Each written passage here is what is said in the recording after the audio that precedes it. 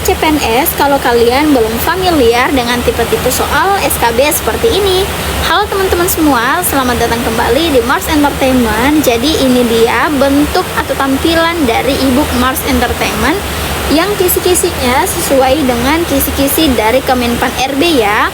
Kalian bisa mendapatkan ebook ini hanya dengan harga 30.000 sampai 60.000 aja. Oke teman-teman, di soal selanjutnya kita akan membahas soal seperti ini ya.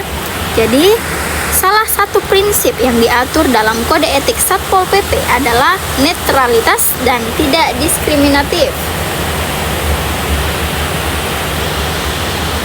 Hal ini berarti bahwa anggota Satpol PP harus, di sini seperti biasa ya teman-teman, ada 4 pilihan jawaban. Jadi, teman-teman perlu mengetahui bahwasanya prinsip netralitas dan tidak diskriminatif ini mengacu pada tindakan yang adil dan berdasarkan aturan hukum tanpa membedakan latar belakang, status sosial, atau afiliasi pelanggar. Anggota Satpol PP itu harus menegakkan hukum dengan profesionalisme. Oke, jadi mari kita mulai seleksi pilihan jawaban yang ada. A. Menindak pelanggar berdasarkan peraturan tanpa melihat latar belakang pribadi mereka. Nah, ini sesuai dengan apa yang aku jelasin sebelumnya ya. Kemudian B. Hubungan dekat dengan tokoh masyarakat tertentu. Ini enggak ya teman-teman. Kemudian mengutamakan kepentingan pribadi saat bertugas. Ini enggak boleh ya teman-teman. Kemudian bersikap tegas hanya pada warga dari kalangan tertentu. Nah, oke teman-teman, jadi seperti itu ya. Jadi kata dari netralitas dan diskriminatif ini perlu dipahami maknanya sehingga teman-teman bisa mengerti maksud dan jawaban yang diinginkan oleh soal ini. Oke teman-teman, maka pilihan jawaban yang paling benar adalah bagian A, yaitu menindak pelanggar berdasarkan aturan tanpa melihat latar belakang pribadi. Oke, mari kita lanjut ke soal berikutnya.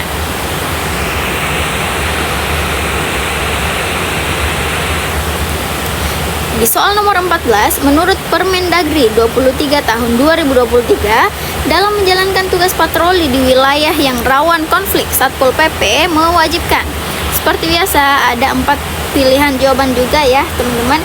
Jadi yang kita bahas ini adalah Permendagri 23 tahun 2023. Jadi dalam konteks wilayah rawan konflik, tindakan preventif atau pencegahan lebih diutamakan daripada represif. Komunikasi persuasif atau ajakan dan menjaga hubungan baik dengan masyarakat itu dapat mencegah eskalasi konflik dan menciptakan situasi yang kondusif.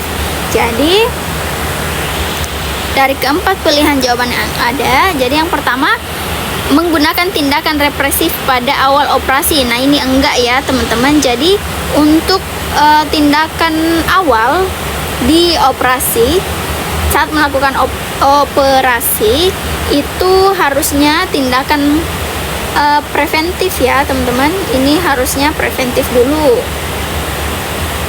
Preventif itu diutamakan daripada si represif. Kemudian komunikasi menjaga masyarakat dan mengedepankan pendekatan persuasif. Nah ini betul sekali ya teman-teman, seperti yang aku jelasin sebelum ini. Kemudian mengabaikan laporan masyarakat untuk meminimalkan risiko. Ini enggak juga ya teman-teman.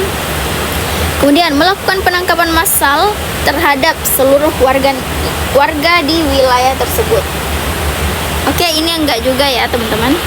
Nah sehingga tentu pilihan jawaban yang paling tepat adalah ini ya teman-teman. Oke, mari kita lanjut ke soal yang terakhir.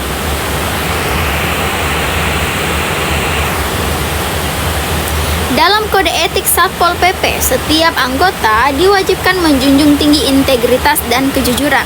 Contoh perilaku yang mencerminkan integritas ini adalah